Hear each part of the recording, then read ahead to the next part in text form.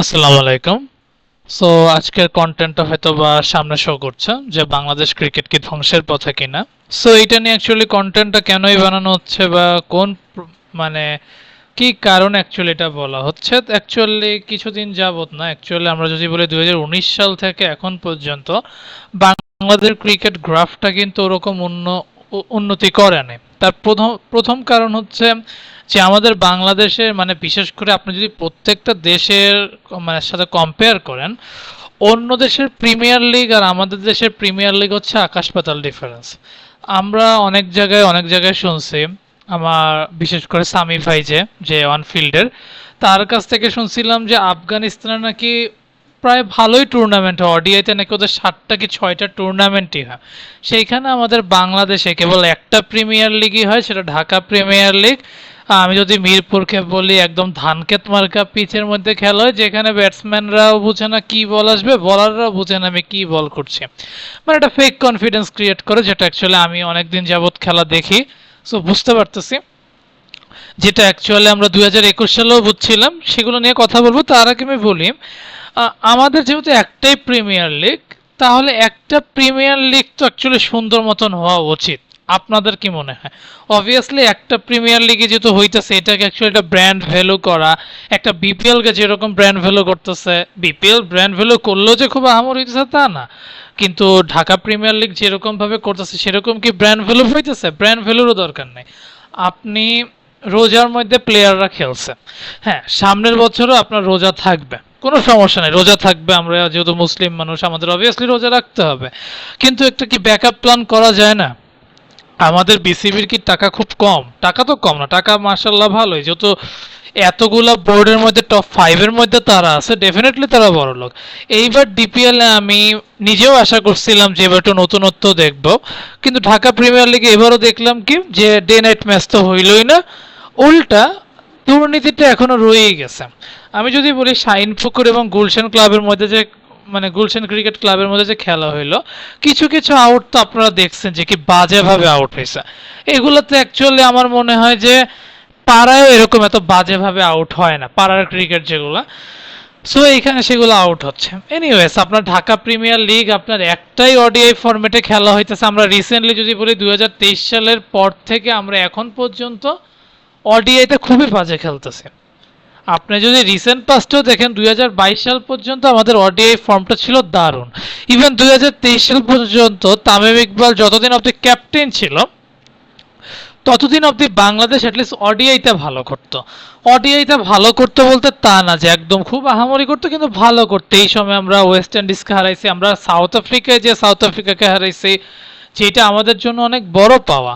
দেন আমরা ইন্ডিয়াকে হারাইছি, ইন্ডিয়াকে এশিয়া কাপেও হারাইছি যদিও, কিন্তু এরপর থেকে দেখেন বাংলাদেশের কি আপনি ওডিআই ফর্ম খুব ভালো বলবেন? ওডিআই ফর্ম খারাপ হওয়ার কয়েকটা রিজন হচ্ছে আমাদের ঢাকা প্রিমিয়ার লিগটা মানসম্মত না। ঢাকা প্রিমিয়ার লিগ মানসম্মত হওয়ার দরকার নেই, আপনি মিরপুরে ধানক্ষেত পিচেই খেলান, কোনো আপত্তি নেই। কিন্তু প্রবলেমটা হচ্ছে একটা প্রিমিয়ার লিগই হয়, এখানেও যদি কম্পিটিটিভ ক্রিকেট না হয়, জাস্ট কয়েকটা ক্লাব কেন্দ্রিক খেলা হয়, এটা কি অ্যাকচুয়ালি যুক্তির মধ্যে পড়ে? আমার তো মনে হয় না। দেখেন, আমরা ক্রিকেট ফ্যান যারা আছি, তারা সবাই বাংলাদেশের খেলাটা উপভোগ করতে চাই। আমরা দেখতে চাই বাংলাদেশ যেন ওয়ার্ল্ড স্টেজে যে ভালো খেলে। আমরা সবসময় দোষ দেই যে লিটন কেন খারাপ খেলে, জাকির আলী কেন খারাপ খেলে, মুশফিকের ফর্ম কেন খারাপ। ভাই, আপনারা খারাপ খেলতেছে এটা নিয়ে আমরা খুব রিসার্চ করি, কিন্তু খারাপটা খেলতেছে কেন এটা নিয়ে তো আমরা কখনো রিসার্চ করলাম না। আপনি লিটন কুমার দাস সবসময় ইম্প্রোভাইজ শট খেলতে যে আউট হইতেছে, এখন এটা রিজন কি? দেখেন, ও সারাটা জীবন, আমি যদি বলি ঢাকা প্রিমিয়ার লিগ একটা ওয়ার্ডে ফরম্যাটে হয়, ও সারাটা জীবন ঢাকা মিরপুরে খেলছে। সো এই ছেলে আর কতটা ভালো করবে? হ্যাঁ, সে যে খারাপ খেলতেছে আমি তা বলবো না। লিটন কুমার দাস আমাদের বাংলাদেশের মধ্যে সবচেয়ে ট্যালেন্টেড ব্যাটসম্যান আমি মনে করি।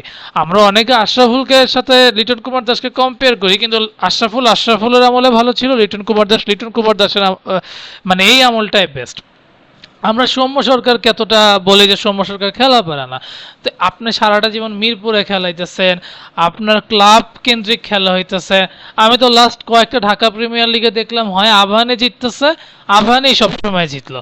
এইবার কি মোহামেডান জিতে কিনা আমি জানি না, জিতলে জিততেও পারে, কারণ আপনারা যদি খালি এই রিলেটেড কাজই করতে থাকেন, তাহলে দেশ আসলে ওই যে যেটা আমি হেডলাইন দিলাম, বাংলাদেশ ক্রিকেট কি ধ্বংসের পথে কিনা, ধ্বংস অলরেডি হয়ে গেছে। এখনো আমরা কেন ক্রিকেট ভালোবাসি বা ক্রিকেট খেলা কেন দেখতেছি, শুধুমাত্র আমাদের দেশকে ভালোবেসে হয়তোবা মনে করি যে এই একটা খেলা আমাদেরকে ইন্টারন্যাশনাল লেভেলে ওয়ার্ল্ড কাপ স্টেজে প্রতিনিধিত্ব করছে। আকরাম খানদের আমল থেকে এরা চ্যাম্পিয়ন্স, যেটা আমরা 1997 সালে জিতলাম, এর মাধ্যমে কিন্তু আজকে আমাদের পথ চলা। আমরা যদি বলি 2015 সাল পর্যন্ত একটা টাইমে বাংলাদেশের, 2012 সালেও ক্রিকেটাররা কিন্তু কান্না করতো কি যখন এটা সামান্য ম্যাচও হারতো। আপনার কি 2014 সালের কথা মনে আছে, এশিয়া কাপে আমরা যখন পাকিস্তানের সাথে হেরে গেছিলাম 300 রান করেও, ওই যে মুশফিকুর রহিমের একটা ক্যাচ মিস হয়েছিল, সেই সময় কিন্তু বাংলাদেশের দর্শকরা কান্না করছিল, বাংলাদেশের প্লেয়াররাও কষ্ট পেয়েছিল। কিন্তু রাইট নাও আপনারা দেখবেন আমরা কোনো প্লেয়াররা কি আদৌ কষ্ট পায় কিনা আমি জানি না, কারণ মনের কথা বলতে পারবো না, কিন্তু একটা প্লেয়াররা কি আসলে আমাদের দেশের মানুষের কথা ভাবে?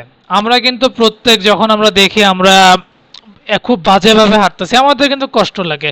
দেখেন রিসেন্টলি আমরা জিম্বাবুয়ের সাথেও হারলাম, এইটাকে আমরা অ্যাকচুয়ালি ক্রিকেটারদের কাছে আশা করি?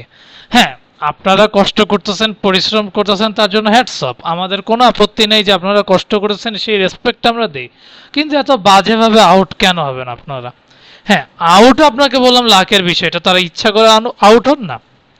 কিন্তু আমার কথা হচ্ছে, আমি স্পেসিফিক কিছু কিছু প্লেয়ারদের নাম ধরেই বলতেছি, আমি কাউকে ছোট করতেছি না, কিন্তু নাম বলতেছি। আমি রিসেন্টলি জিম্বাবুয়ে সিরিজেও দেখলাম, মমিনুল হকের কথাই দিয়ে শুরুটা করি। সে একজন সিনিয়র ক্রিকেটার, মানে সিনিয়র ক্রিকেটার অবভিয়াসলি, যেহেতু সে 2013 সালে টেস্ট টিমে ডেবিউ হয়েছে, সো আমি অবভিয়াসলি তাকে বলবো যে সিনিয়র খেলোয়াড়, কারণ সে 12 বছর যাবত টেস্ট ক্রিকেটকে অনেক কিছু দিছে, সে বাংলাদেশের হাইয়েস্ট সেঞ্চুরিয়ান।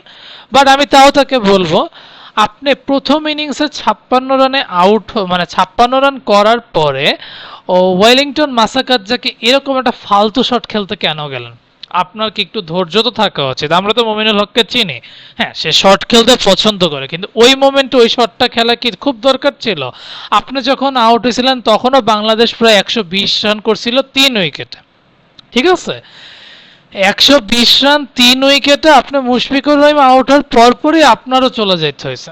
আমার কাছে এটা ভালো লাগে না। আপনি নাজমুল হোসেন শান্ত, আমাদের বাংলাদেশের ক্যাপ্টেনশিপ, সেও দেখলাম 40 রানের সময় মুজিরাবানিকে একটু হঠাৎ করে একটা উপরে উঠাই দিছে। হ্যাঁ, আপনি মিরাজের আউটটা বলতে পারেন যে ঠিক আছে, মিরাজ অনেকদিন ধরে শর্ট বলে খারাপ খেলতেছে, এটা নিয়ে আমরা হয়তো বা বলতে পারি যে ঠিক আছে, এটা মিরাজের ল্যাকিংস আছে। কিন্তু আপনারা সেট হওয়ার পরে আউট হন কেন? আমি একটা কথা বলি, বাংলাদেশে যারা ক্রিকেট খেলা ভালো করে ফলো করেন, আমি একদম গ্যারান্টি দিয়ে বলতে পারবো, যারা সাংবাদিক আছে তারা হয়তো আমার সাথে এটা একমত হবে, আমরা কোনো ক্রিকেটার বলতে পারবো না যে আমরা ওই প্রথম 10 ওভার ইউটিলাইজ করতে পারি না। আমরা প্রত্যেকটা ক্রিকেটার প্রথম দিকে খুব ভালো বল ফেস করতে পারি, কিন্তু সেট হয়ে যাওয়ার পরে ইনিংসটাকে বড় করতে পারি না। আমরা সবাই 30-40 রান করলেই খুশি হয়। এটা ক্রিকেটারদের দোষ না, এটা হচ্ছে আমাদের প্রিমিয়ার লিগ বা আমাদের যত মানে মানে আমাদের ঘরোয়া লিগগুলো আছে, এগুলার মেইন রিজনটাই হচ্ছে আপনার এইগুলোর কারণে ক্রিকেটাররা 30-40 রানে খুশি থাকে। দেখেন এখনকার যুগে, এখন আপনি ক্রিকেট খেলায় দেখবেন একটা টাইমে স্পিনাররা আমাদের ম্যাচ জিতাইতো, এখন আপনি স্পিনার পাচ্ছেনই না। আপনি খালি মিরাজ হয়তো বা দেখবেন বা তাইজুল, এছাড়া আমাদের স্পিনার কি উঠে আসছে? উঠে আসে নাই। রিশাদকে হাতুড়ি সিং খেলায় খেলায় আজকে এই পর্যায়ে আনছে, কিন্তু এছাড়া আপনি কয়টা স্পিনারের নাম নিতে পারবেন যারা এখনই বাংলাদেশে এসে আপনাকে টপ লেভেলে অনেক ভালো সার্ভিস দিবে? পাবেনই না। আপনি কয়জনকে পাবেন? আপনিই বলেন। আপনি আলিস আল ইসলামকেও যদি নিয়ে আসেন হয়তো মিস্ট্রি বলার উঠে যাবে, কিন্তু একজন জেনুইন টার্নার বা জেনুইন টপ স্পিন করা প্লেয়ার বা একজন স্পিনার আপনি কোথা থেকে পাবেন? পাবেন না তো, কারণ ও সারা জীবন অ্যাটলিস্ট 50 ওভারের জন্য পাবে না, টি-20-র জন্য পাইতে পারেন, কিন্তু 50 ওভার ফরম্যাটের জন্য আপনি একটি স্পিনারও পাবেন না। আমি একদম লিখে দিতে পারি কিসের জন্য লিখে দিতে পারি, কারণ ওরা একটা ফেক কনফিডেন্স নিচ্ছে সবসময়, মিরপুর মিরপুর মিরপুর। কেন ভাই, আমাদের বাংলাদেশে আর কোনো জেলা নেই, চট্টগ্রাম নেই, আপনি শুধু ঢাকা প্রিমিয়ার লিগই করতেছেন। আমি আমার ইউটিউব চ্যানেলে আমি একটা কন্টেন্ট দিছিলাম, যে একটা প্ল্যান করছিলাম যে আপনি বাংলাদেশ প্রিমিয়ার লিগটাকে 50 ওভার্স একটা নিয়ে আসেন না। আপনি জুলাই আগস্টের দিকে নেন, ওই সময়টা বৃষ্টির মৌসুম আছে, বাংলাদেশের প্লেয়াররা কার্টেল ওভারেও কেমনে খেলতে হয় সেই সুযোগটাও পাবে। আপনার ডে নাইটের খেলা দিতেছে না, তাহলে ফ্লাড লাইট কিসের জন্য? ফ্লাড লাইট কি শুধু ইন্টারন্যাশনাল ম্যাচের জন্য? তাহলে এটা কাজ করেন, আপনার ফ্লাড লাইট সরাই ফেলেন, ইন্টারন্যাশনাল ম্যাচ হইলে আবার লাগাই ফেলেন। শুধু ইন্টারন্যাশনাল মান আপনি, আমি বলি একটা কথাই আছে, আপনার পরীক্ষার প্রস্তুতি যতটা কঠিন, আপনার পরীক্ষায় যে এক্সাম দিলে আপনার সেটা ততটা বেশি সহজ লাগবে। আপনার প্রস্তুতি যতটা উইক হবে, আপনার পরীক্ষার হলে যে আপনি কোনো কোশ্চেনের অ্যান্সার করতে পারবেন না। আগে আপনার প্রস্তুতিকে কঠিনভাবে নেন, অনেক হার্ড লেভেলে নেন। আমাদের ম্যাক্সিমাম প্লেয়াররাই কেমন কেমন নেট বলারদের সাথে প্র্যাকটিস করে, যাদের গতি আমার কাছে কেন জানি মনে হয় 80 কিলোমিটারও না। তাদেরকে নিয়ে আপনি ক্রিকেট খেলতেছেন, আর আপনি ফেস করবেন একটা লেগ স্পিনারই এখন বর্তমানে 110 কিলোমিটার পার আওয়ারে বল করে। আপনি 140 কিলোমিটার পার আওয়ারের বলারের বলে বল করতে চান? আমাদের বাংলাদেশে যেমন তাসকিন, নাহিদ রানা, হাসান মাহমুদ বা এবাদত হোসেন, এরা তো 140-এর উপরে বল করে। নাহিদ রানা এক্সেপশনাল, 150 ক্রস করে। আপনার কি আদৌ ওদের নেটে ফেস করেন? সো আমার কাছে মনে হয় যে ক্রিকেট ধ্বংসের পথে, এটা অ্যাকচুয়ালি আমরা বলতে পারতেছি কেন, কারণ আমরা রিসেন্টলি ঢাকা প্রিমিয়ার লিগ থেকে কোনো আহামরি কিছু পারতেছি না। আমরা এক টিমেও বৈষম্য দেখতেছি, যেই বৈষম্যর কারণে আমরা রিসেন্টলি দেশটাকে বললাম স্বাধীন, কিন্তু ক্রিকেট খেলে তো আপনার বৈষম্য হচ্ছে। ক্লাবের কথাই চিন্তা করেন, আপনার শাইনপুকুর চিন্তা করেন, আর আভানি বা একটা মোহামেডান চিন্তা করেন। এদের টিম আর শাইনপুকুরের টিম কি একটা আকাশ পাতাল ডিফারেন্স না? শাইনপুকুর আপনি একজন ক্রিকেটারকে দেখাইতে পারবেন যাকে আপনার চিনেন? একজনকেও তো আমিই তো চিনি না। আবার আপনার মোহামেডানের সব জাতীয় দলের খেলোয়াড় আছে, তাহিদ হৃদয় আছে, তামিম ইকবাল আছে, মুশফিকুর রহিম, মাহমুদুল্লাহ, নাসুম আহমেদ, ইবাদত হোসেন, কে নাই? সাইফুদ্দিন, মানে একদম অনেক স্পেশাল প্লেয়ার। কিন্তু এটা কি অ্যাকচুয়ালি প্রিমিয়ার লিগ হওয়া উচিত?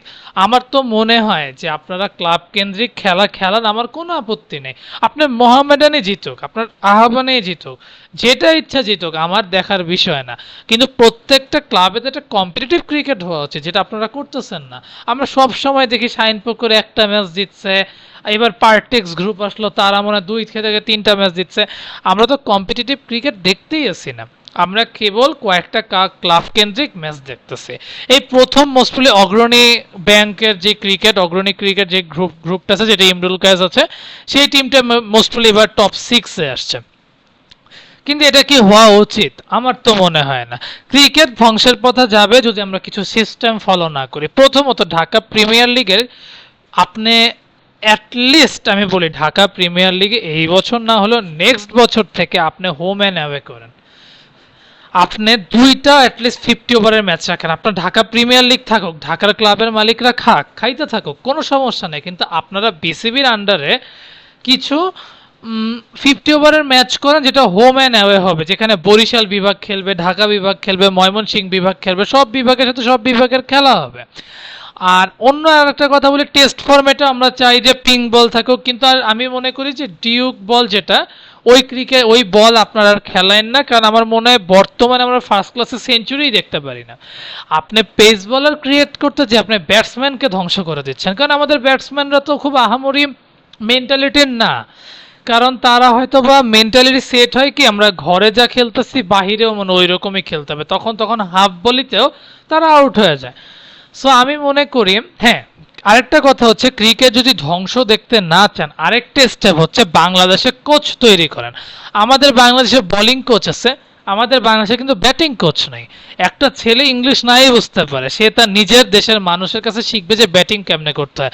আপনি কয়জন বাংলাদেশের ব্যাটিং কোচ দেখাইতে পারবেন? কাউকে দেখাইতে পারবেন না।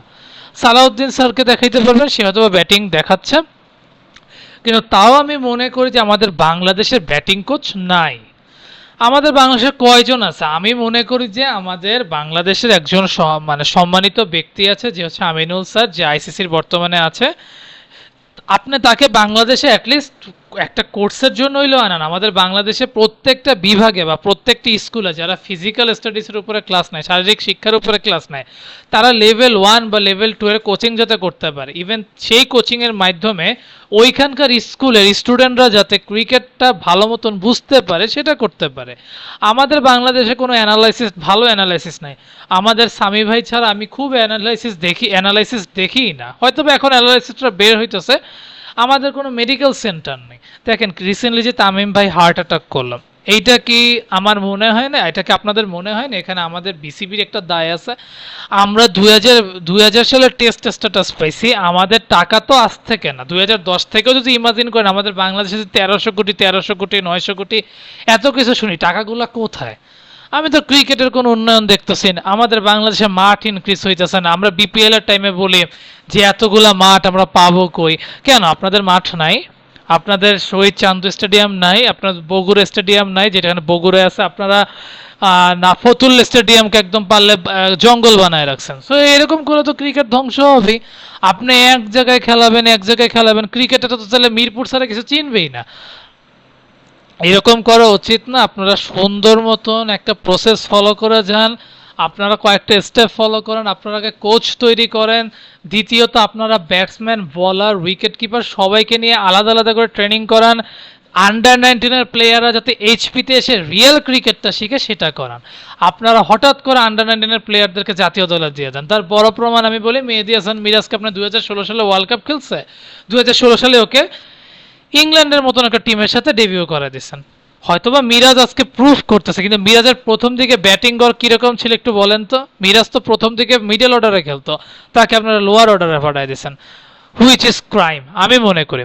আপনার আজকে মাহমুদুল হাসান জয়, আজকে আমরা ওকে এত ট্রল করতেছি, এই ছেলেটা 2020 সালে জাতীয় দলে, সরি 2020 সালে সে আন্ডার 19 খেলছে, 2021 সালে সে কিভাবে পাকিস্তানের সাথে ডেবিউ করে? আমরা নাজমুল হোসেন শান্তকে নিয়ে ট্রোল করতেছি। নাজমুল হোসেন শান্ত 2016 সালে এশিয়া ওয়ার্ল্ড কাপ খেলছে।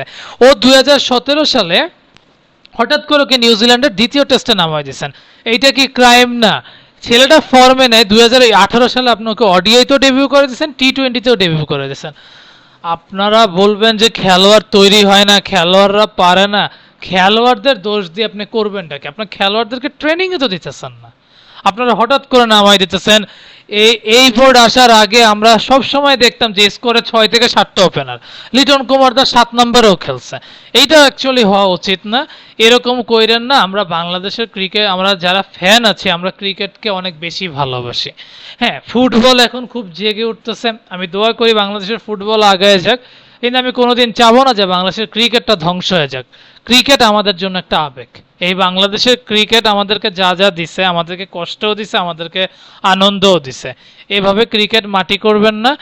আপনাদের যেহেতু টাকার অভাব নাই, সো কাইন্ডলি একটু ইউটিলাইজ করেন না। সময় লাগবে, এটা আপনি বলেন, অ্যাটলিস্ট বলেন তো আমরা এটা করতেছি, আমরা এই জিনিসটা করব, তাইলে তো বাংলাদেশের মানুষ একটা আশা দেখবে।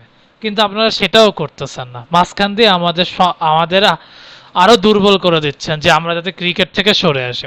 শুনেন, বাংলাদেশের দর্শক যদি না থাকে না, আপনার ক্রিকেট কেন, আপনি ক্রিকেটে 1000 কোটি টাকা ঢাললেও লাভ হবে না। আমরা দর্শকরাই কিন্তু আপনাদের ক্রিকেটকে বাঁচায় রাখছি, এটা আপনি বিশ্বাস করেন বা না করেন।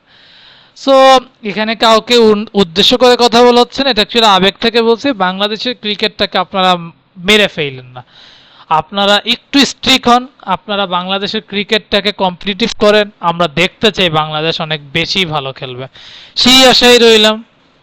আজকে আর বেশি কিছু বললাম না, এটা অ্যাকচুয়ালি খুব কষ্ট থেকেই কন্টেন্টটা বানানো, যে আমি 2025 সালে বাংলাদেশকে তো এখন অবধি জিততেই দেখলাম না।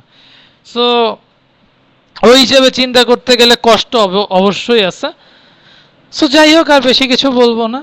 ভিডিওটা যদি ভালো লেগে থাকে লাইক করবেন, কমেন্ট করবেন, আর চ্যানেলটা সাবস্ক্রাইব করবেন।